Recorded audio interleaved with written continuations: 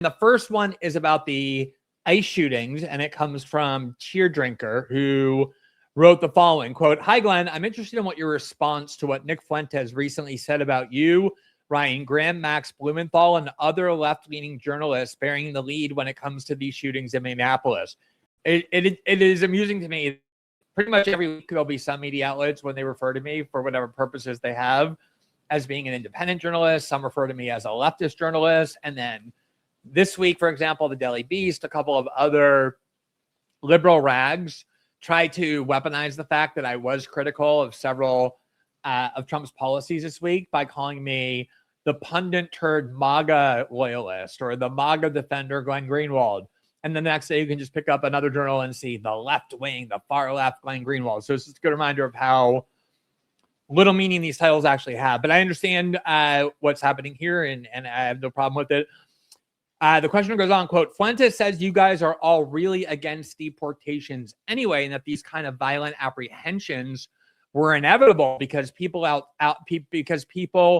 who do not want to leave were always going to require coercion from authorities. He also disputes the mainstream claims that these are just protesters and says that they're actually organized far-left agitators communicating with each other through Signal, where members of ICE are, and then deliberately showing up to harass and physically impede them from making arrest. The Twitter user Data Republican has published research that seems to corroborate that these are not organic protests and that there is serious money and organization behind them. I have to say I tend to agree more with them on this. Obviously, it's terrible and tragic what happened to those two people in Minnesota. But I agree that if Alex Preddy hadn't thrown himself in between those officers and the persons they were detaining with a gun in his waistband, he would be alive today. I'm not defending what they did to him. Arresting him would have been the job. However, being in a violent hair trigger environment where people are attacking you, I can see how that could lead to tragic consequences sometimes. What do you think? Are these actual protests, or are these organized agitators operating in groups to disrupt ICE operations and create chaotic scenes to drum up angry reactions from regular Minneapolis residents? All right, there's a lot in that question that I think deserves a good amount of analysis, because it raises issues that I think are extremely important in relation to all of this and to politics generally that haven't got nearly enough attention in connection with these ICE shootings, which tend to be very reactive, day-to-day, partisan type of narratives. So I want to spend as little time as possible on the question of what I think of the specific killing of Alex Preddy and whether or not it was justified. Because there was, well, first of all, I have done several segments on that, which if you're interested in my views, you can watch. And there's been just an endless a tsunami of commentary from every different camera angle. I presume by now people's opinions are pretty set. My own view was that it was not justified. And that is a point I just want to make in general, not about the Alex Preddy case or even the Renee Good one, but one that relates to the critique here that was offered by Nick Fuentes and by a lot of other people on the right, that, look, if we want to have mass deportations, you're just going to have to accept that we're going to have to get our hands dirty and do some really ugly, violent things. I'm not even sure. I don't think Nick Fuentes is wrong about that, but there are a lot of implications from it that I think are worth examining. So first of all, my general view, and I actually believe this is a view that most Americans have, and it's why people don't generally like seeing violence on the street, especially when the violence is coming from armed agents of the state against American citizens, is that there's nothing graver that a state can do, literally nothing more consequential or graver than taking the life of one of its citizens. In order for them to do that as punishment for a crime, there's an endless array of trials and appeals and legal challenges and new laws, because we want to make it difficult on purpose for the state to extinguish life, in part because of the sanctity of life, but also because of the historic dangers, the obviously visible dangers from having armed agents of the state, especially, not even after a trial or a sentence, but just on the street reacting. You want to make sure that the circumstances in which federal armed agents or police agents are justified in putting bullets into the heads or the backs of American citizens and killing them is extremely narrow. We want to really err on the side of that being a very small range of circumstances. Obviously, when the self-defense of the police is being directly, incredibly threatened. Obviously, if someone they're trying to apprehend points a gun at them or tries to pull out a gun or uses another weapon against them, of course, the police officers have a right to respond in self-defense and kill them. But that's what I mean by that being a very narrow range of justifications. I look at it exactly the same way as war. I'm not somebody who's prepared to say that war can never be justified, but the idea that war is a last resort is both a cliche, but an absolutely vital truth. And we have completely dispensed with that. And the reasons we go to war and the casualness with which we go to war is unlike any other country on the planet. And I think that's one of the major problems in the United States. And I think those two things are actually related as well. There's all sorts of historical examples when empires start using brutality and savagery and dehumanization to justify wars all over the world, that eventually that mentality comes back to the imperial capital and it starts creating violence in the United States that becomes quite similar to both in tactics and in underlying justifications to what had been what the government spent decades teaching the American or their citizens to accept. And I think that's part of what's going on here as well. So I do have a strong presumption when I see armed agents of the state shooting American citizens. I guess I have a high bar for when we ought to applaud that, when we ought to justify it. I'm not saying it has to be a perfect case. Obviously, people react imperfectly. Human beings react imperfectly, and in difficult situations, when their instincts are kicked in and their justifiable desire for self-defense is involved. I'm not saying rigorous in the sense that it has to be a perfectly calculated evaluation that stands up with complete scrutiny retrospectively. I'm just saying that the standards we use as a society to say this is justified have to be a lot narrower than at least to me they seem to be, just like going to war has now been accompanied by a wide range of justifications beyond self-defense.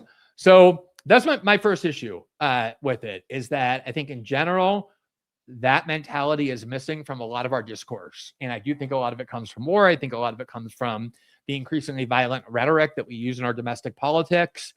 The idea that the two sides are becoming increasingly comfortable with seeing people with different ideologies shot and killed. Obviously, we saw that with Charlie Kirk, but we've seen it in a lot of other cases as well. I think it's part of what's going on here. And that's one of the things that concerns me about these last events in Minneapolis. Now, I didn't see the specific clip where Nick Fuentes apparently mentioned me and along with Max Blumenthal and Ryan Grimm as people who are essentially, I guess, from what I see here, disguising their real motive, that the concern that people like us have isn't that we think the police use force unjustifiably in either of these cases, but instead that we're really just opposed to the underlying goal of mass deportations and are kind of therefore obstructing and objecting to everything done in the name of that policy that we actually oppose. I don't think that's a very fair criticism in the slightest. And I think everybody, including people on the far right, I think Nick is a good example, should be very careful of making that claim. There are all kinds of policies we can support where we object to the implementation of them. I was very much in favor of the withdrawal from Afghanistan that President Trump negotiated with the Taliban and then President Biden carried out.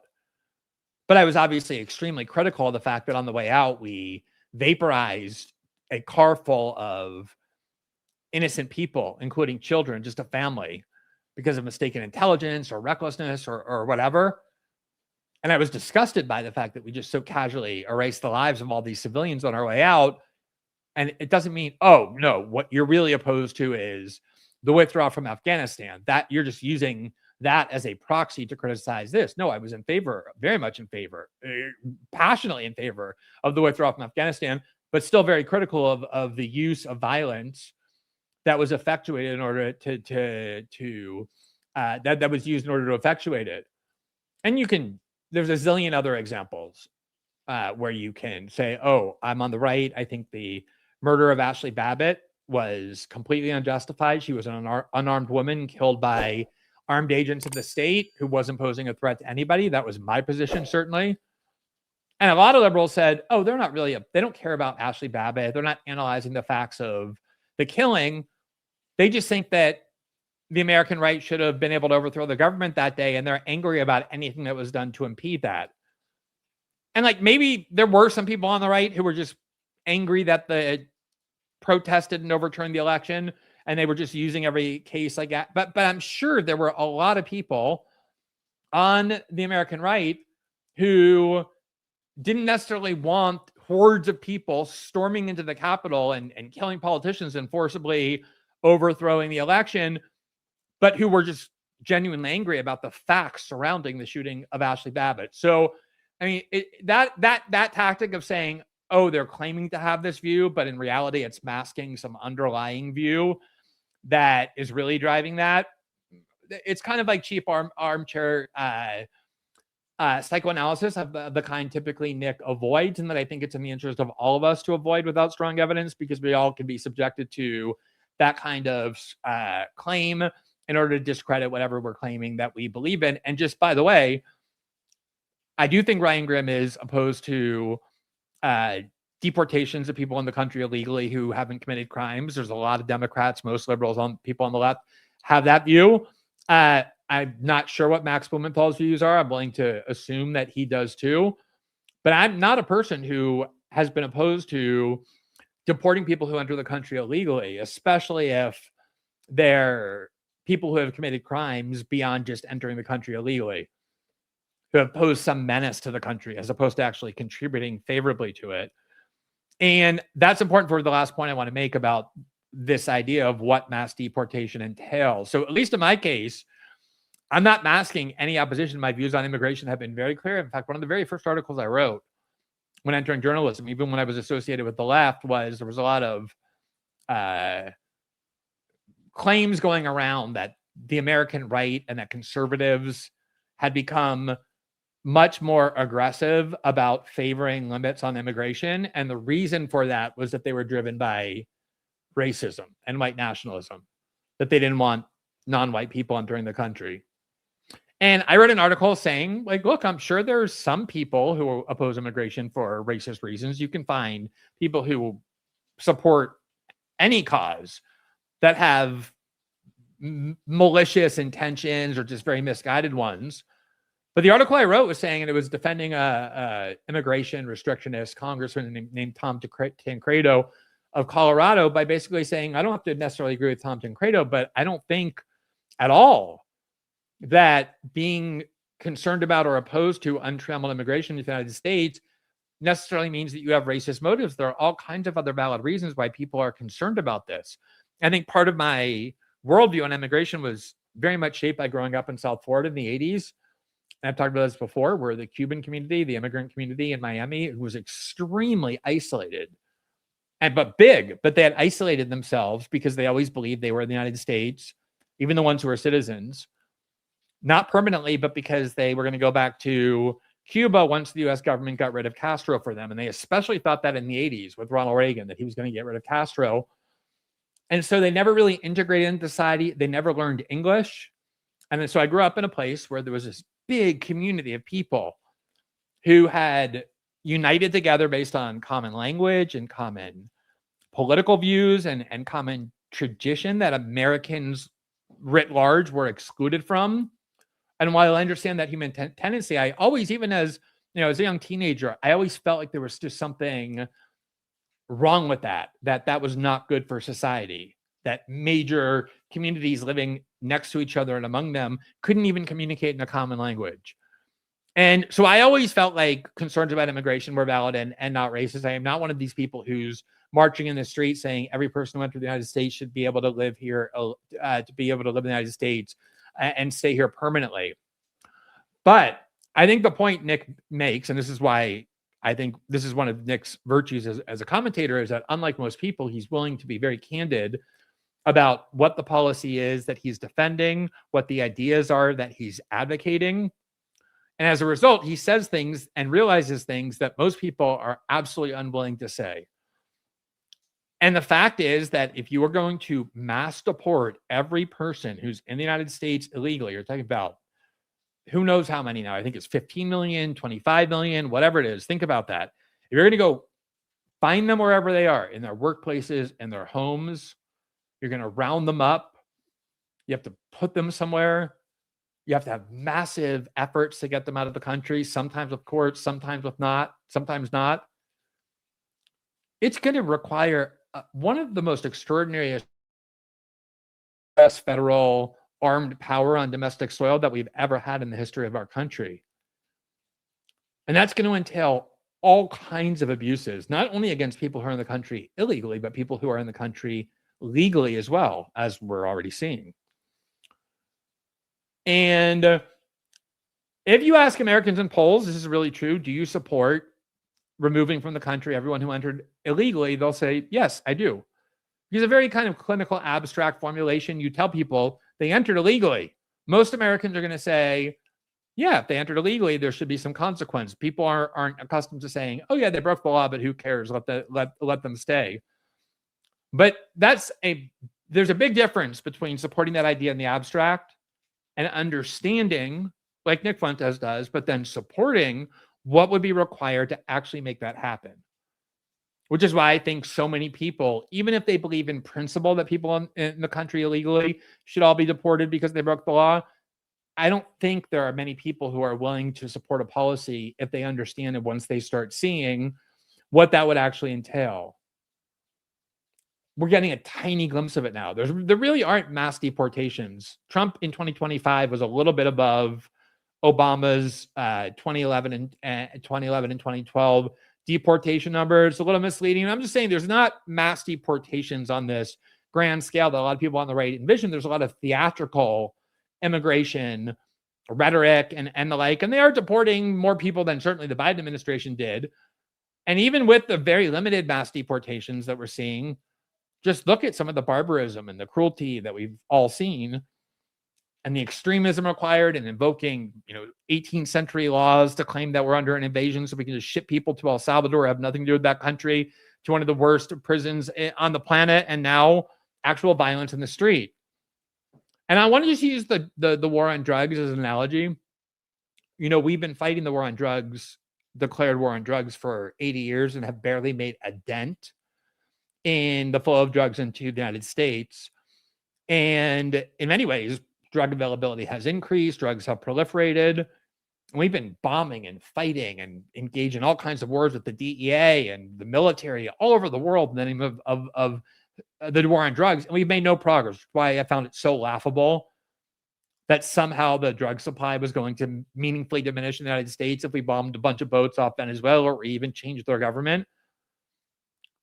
And so the question is, knowing that drug addiction and the widespread use of drugs for many people really is a scourge. I mean, it's fatal for a lot of Americans. Why haven't we found a way to stop the flow of drugs inside the United States or their manufacture and distribution in the United States? And the answer is we could, but the cost is a cost that no one is willing to pay. Given the ease with which you can transport drugs, the size of drugs, they're very small. There's all sorts of creative ways to make sure they are manufactured without detection or entering the United States. The only way that you could actually stop it is by turning the United States into an utter and complete police state, even more than you might think we already are. Just constant, massive surveillance of everybody. Police being able to and armed agents of the federal government, the DEA, and like being able to break into people's homes and offices and cars, no warrants of any kind. Just being able to demand that people they can inspect whatever is in the contents of a box you're carrying or any other kind of luggage or container, not when you're up in the border, but inside the United States. I mean, just the level of erosion of civil liberties that would necessarily be required if we wanted to actually stop the availability of drugs inside the United States is so draconian and would destroy every other component of our society that even though most people agree it would be great if we could stop the availability of drugs inside the United States, given how much harm it does, nobody's willing to pay the price, or virtually nobody is willing to pay the price in terms of the sacrifice of our core liberties that define who we are as a country.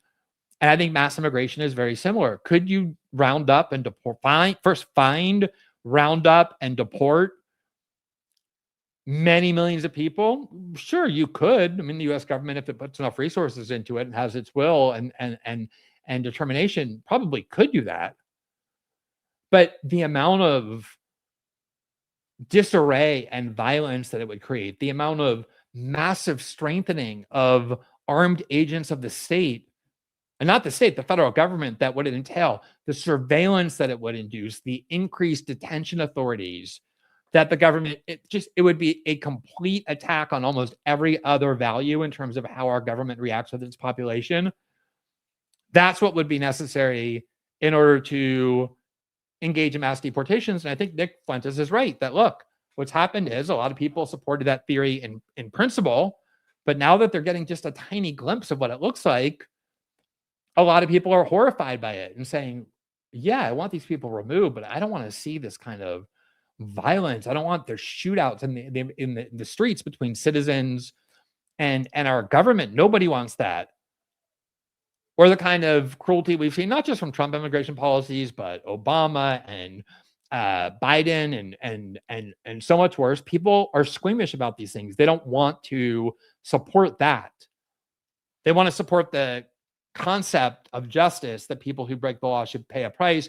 But if the price is way too high, and I think for mass deportations, it would completely destroy the United States forever, even if you think illegal immigration is as well, then I think that's something to strongly consider. You can be in favor of mass deportations or just deportations of people who are here illegally and who have committed crimes, proven themselves a drain on society, but not the ones who have worked here for 30 years, raised kids, who are integrated and citizens. That is a very valid principle line to draw just on its own, but also because even if you think in theory everyone who entered the country here illegally should be removed, what it would do to this country, what it would require in terms of the transformation of our government and how all of our rights are understood or actually just evaporating, is so much worse than whatever value you think comes from that. And I think that's a lot of what this reaction is. And the final point I want to make, and it's a little bit complicated.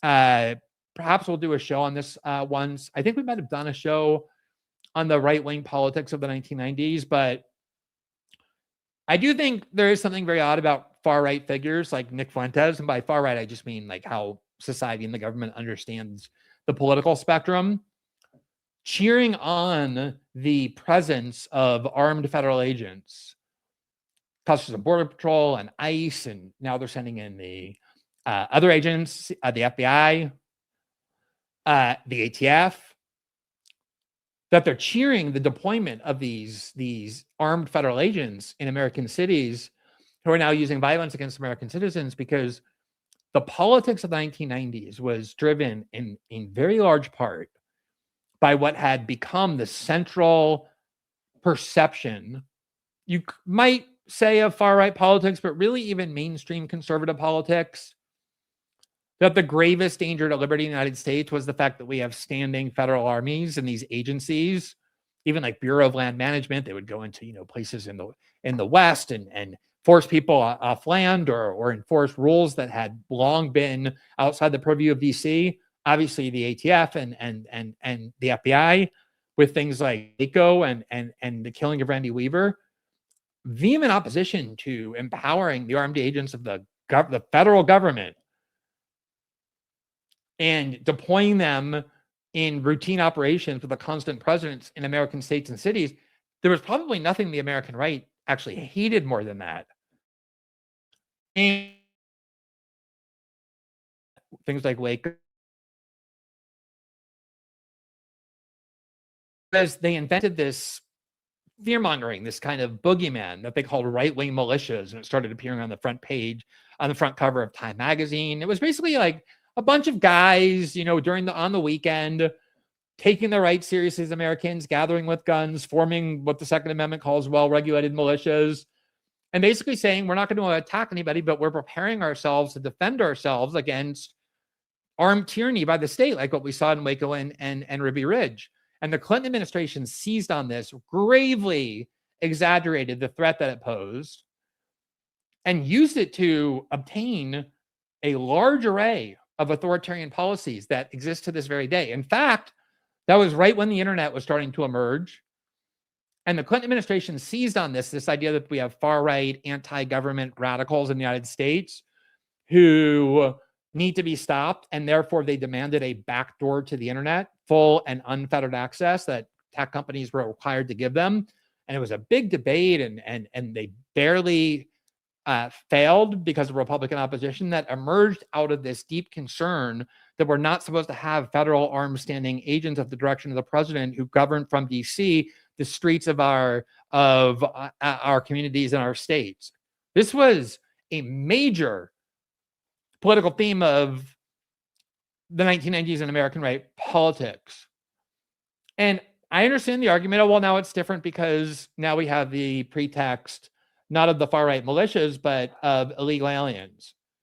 But if you endorse this infrastructure that's being built, the normalization of these kinds of agencies just marching through the street and using pretty permissive standards for when they can kill people, including American citizens, how do you think the Groyper movement is going to fare under that? How do you think other far-right factions are going to fare under that? They're still viewed as extremely hostile threats to the American government. Any anti-government action any ideological group outside of the two parties is viewed as a threat to the United States. It's been the argument and the view of the Homeland Security and the U.S. security state for many years that the gravest threat to the United States is not Iran or China or Russia or Al-Qaeda or ISIS. It's homegrown right-wing extremists, white nationalists, and anti-government radicals. They're at least going to be as much in the crosshairs and have been as people who are in the country illegally. Nick Fuentes was put on the no-fly list after January 6th. Many other people had their civil liberties radically curtailed. And you can say, well, look, they did it to us, so why shouldn't we do it back? Why should we care about principle? But each time this is escalated and fortified, and this is a major fortification of armed federal police powers and so many other powers that will come with it about detention and surveillance and the like, in the name of this policy of mass deportations that isn't happening anyway. I think you have to be mad or maybe just easily forgetful of history to be in a faction the government considers radical, and that's certainly true of the far right and the Groyper movement, and cheer this on as if you're not going to be, not possibly, but almost inevitably, a main target of it, and not into some imagined distant future, but very, very imminently. And I think a lot of people on the right should probably stop and think about the consequences of what they're cheering. But I think the kind of focus on the need to purge Americans of immigrants makes that kind of more abstract analysis or concerns about the future unlikely. But hopefully some of that can start to dawn in. Thanks for watching this clip from System Update, our live show that airs every Monday through Friday at 7 p.m. Eastern, exclusively on Rumble. You can catch the full nightly shows live or view the backlog of episodes for free on our Rumble page. You can also find full episodes the morning after they air across all major podcasting platforms, including Spotify and Apple. All the information you need is linked below. We hope to see you there.